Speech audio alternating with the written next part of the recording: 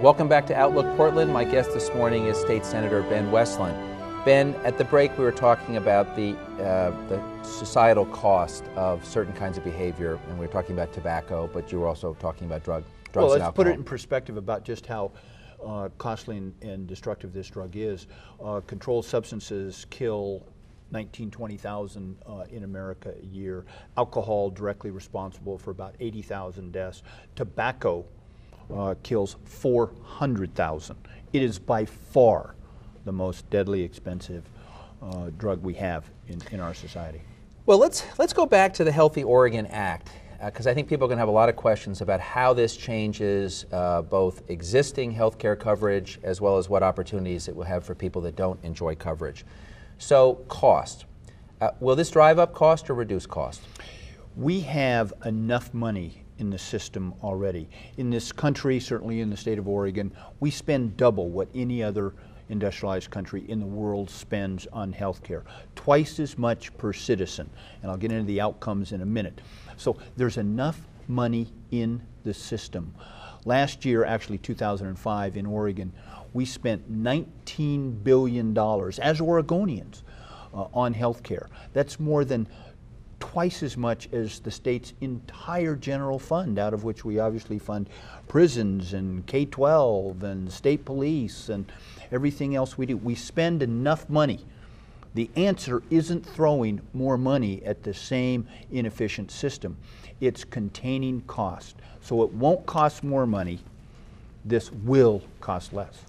Okay, people with pre-existing conditions may be worried that they won't be able to switch to a new plan. That's currently what our structure is. You know, so many people stay in jobs they don't want just for the health care. So many people are excluded from the system because of some obscure pre-existing condition. And very callously, people that have health care, access services are then denied payment because of some very, distant, unrelated healthcare condition in their distant medical past. Everybody must be included, and pre-existing conditions should not be and will not be a consideration for coverage. All right, some of our friends who are covered under union health plans have a Taft-Hartley fund or something, and they have health care coverage that's pretty good. Will they have to be participants in this new vision, or can they continue with their existing coverage? They don't have to be. They can continue with their existing conditions. There is a personal mandate that everyone will have coverage, but there is not a mandatory requirement if you already have coverage. And let me talk about some of the Taft-Hartley coverage. My favorite example of this is Fred Meyer, 65,000 employees, Taft-Hartley Union Trust Fund coverage. The self-insureds, they're self-insured, and they are doing the things that we need to be doing. Their health care costs have only been growing 5–6% a year because of an emphasis on primary and preventative care. They not only pay for smoking cessation, they pay you to go to the class. Yeah. So we have a lot to learn from some of these Exactly. folks. They're innovative. Federal law allows them to approach healthcare differently and give them more flexibility. That's what we need.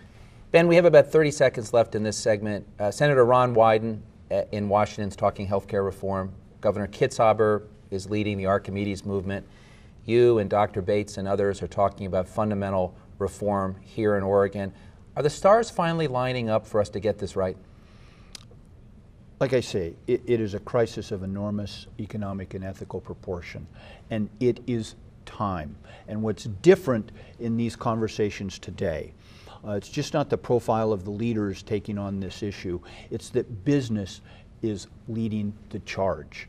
They are saying, we cannot afford this any longer, and we want to provide health care coverage both for economic and family reasons to our employees. It's business that's going to lead this. Ben, we have to take another break. When we come back, let's talk about some of the high points of the just completed legislative session. This is Outlook Portland. Please stay tuned. Outlook Portland with Nick Fish is brought to you by Azumano Travel. Call or visit the Azumano location nearest you for your next vacation.